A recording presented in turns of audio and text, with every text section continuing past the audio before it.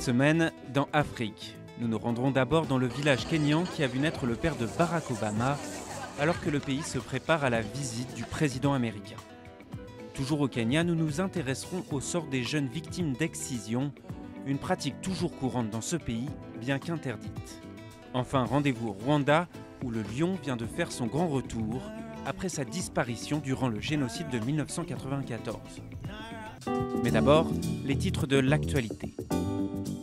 En Égypte, l'organisation de l'État islamique a revendiqué une attaque au missile sur un navire au large de la province du Sinaï.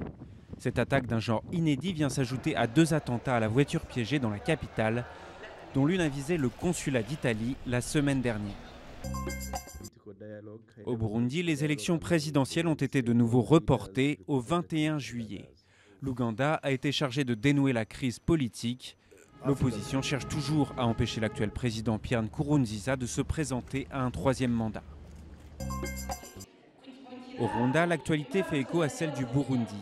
La Cour constitutionnelle s'est déclarée favorable à une réforme permettant au président Paul Kagame de briguer un 3e mandat avec le soutien d'une pétition signée par 3,7 millions de personnes.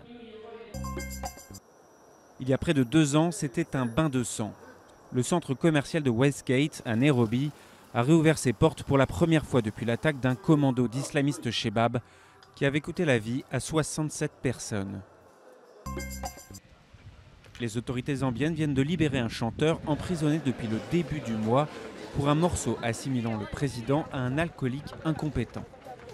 Mais le jeune Pilato a promis de continuer à écrire des chansons de la même trempe. Les musulmans de Libye prient aujourd'hui pour fêter l'Aïd el-Fitr, la fin du mois de Ramadan. Le pays reste déchiré entre différents groupes politiques et leurs factions armées qui revendiquent le pouvoir depuis la chute de Mouammar Kadhafi en 2011. Barack Obama se rendra prochainement au Kenya, le pays d'origine de son père. Une visite très attendue, surtout dans le village d'où vient sa famille. Dans cette rue marchande de Kisumu, au milieu des t-shirts et autres lunettes de soleil, le visage de Barack Obama est partout. Comme de nombreux Kenyans, Hosea Aouor compte bien tirer profit de la visite du président américain au Kenya fin juillet. Il a même commandé 400 t-shirts pour l'occasion. Obama, c'est une marque dans l'ouest du Kenya et dans le Kenya tout entier. En particulier à Kogelo et ici à Kisumu, c'est une marque. Le village de Kogelo, berceau de la famille paternelle d'Obama, se trouve à quelques dizaines de kilomètres de Kisumu. Depuis la victoire d'Obama en 2008, les habitants ont été raccordés à l'électricité et au réseau d'eau. Autrefois négligés, les quelques 3000 âmes de Kogelo ont soudainement pris une importance nouvelle aux yeux du gouvernement. C'est lorsqu'il est devenu président que nous avons obtenu une route goudronnée et de l'eau propre à la consommation. Cette école a une maternelle, 2 classes, un bureau et une réserve. Mais Kogelo reste avant tout le village des ancêtres du président américain, qui s'y est rendu par 2 fois dans le passé, mais jamais depuis son accession à la Maison-Blanche. Sarah Obama, la femme de son grand-père, affirme d'ailleurs qu'il apprend le dialecte local. Je l'accueillerai et il m'accueillera en utilisant les mots qu'il connaît. Il me demandera « Comment ça va, grand-mère ?» et je lui répondrai « Je vais bien ».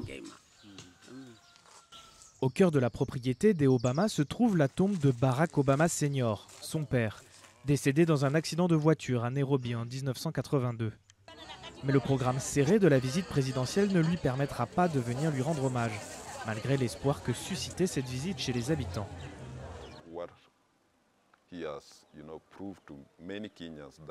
Il a prouvé à de nombreux Kenyans que malgré des origines humbles, on peut s'élever et devenir l'une des personnes les plus puissantes du monde.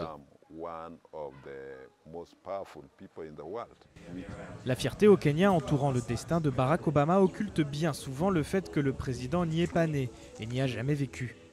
Mais qu'importe, aux yeux des Kenyans, la visite présidentielle s'apparente au retour au pays d'un des leurs.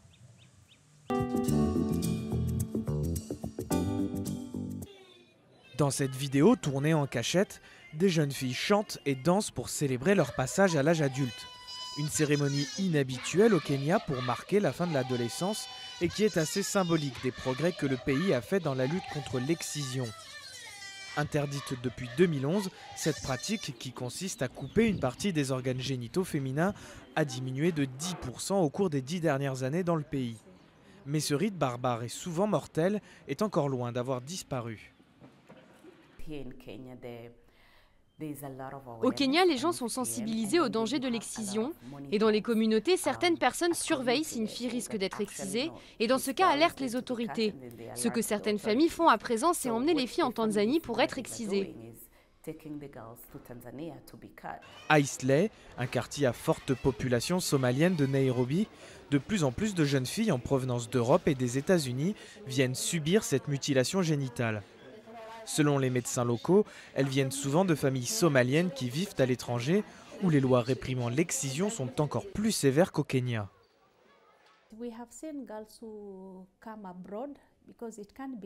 Nous avons vu des filles qui viennent de l'étranger car elles ne peuvent être excisées là-bas, qui viennent à Eastleigh ou en Somalie pour ça. Et certaines sont plus âgées que celles qui sont ici. Donc lorsqu'on les amène ici, elles rencontrent les autres filles qui leur expliquent comment on les a excisées.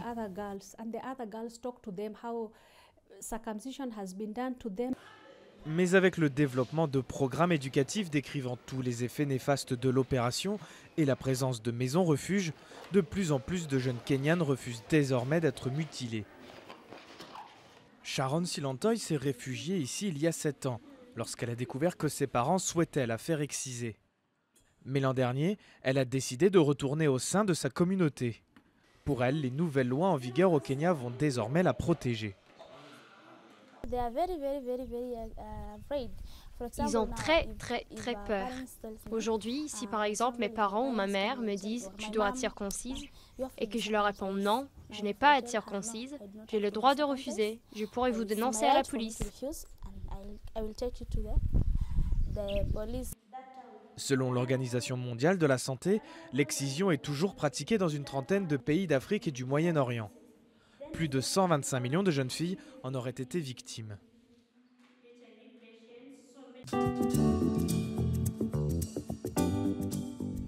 À l'aéroport, les techniciens s'activent.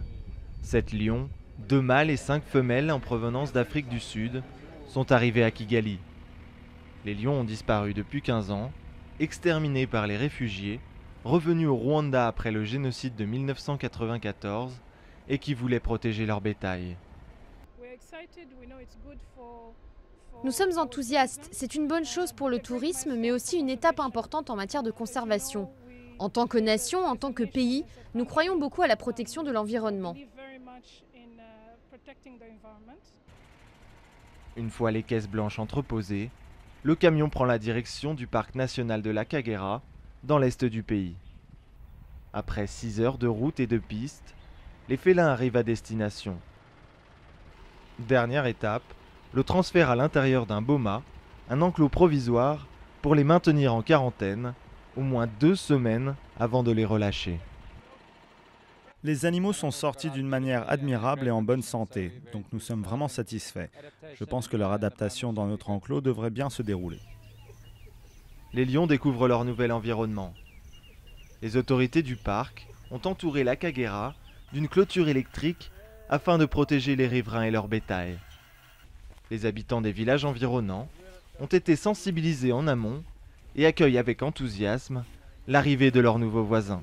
Il peut arriver que les lions tuent des vaches, mais ils ont vraiment bien grillagé le parc. Donc je ne pense pas qu'ils puissent franchir la clôture. D'autant que les vaches ne sont pas les animaux qui ont le plus à craindre du lion. Prochaine étape pour la Kagera, la réintroduction du rhinocéros.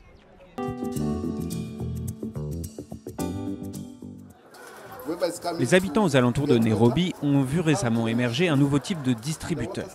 Il ne s'agit pas de billets, mais d'eau et à prix réduit. Le projet vise à améliorer les conditions d'hygiène des bidonvilles entourant la capitale kenyane, où aucun système d'eau courante n'existe. La semaine prochaine, nous partirons à la rencontre d'un prêtre béninois dont les légumes biologiques servent à lutter contre la pauvreté et inspirent le reste de l'Afrique. Puis nous partirons à New York, où un particulier a amassé une gigantesque collection d'art africain qu'il espère aujourd'hui voir se transformer en musée.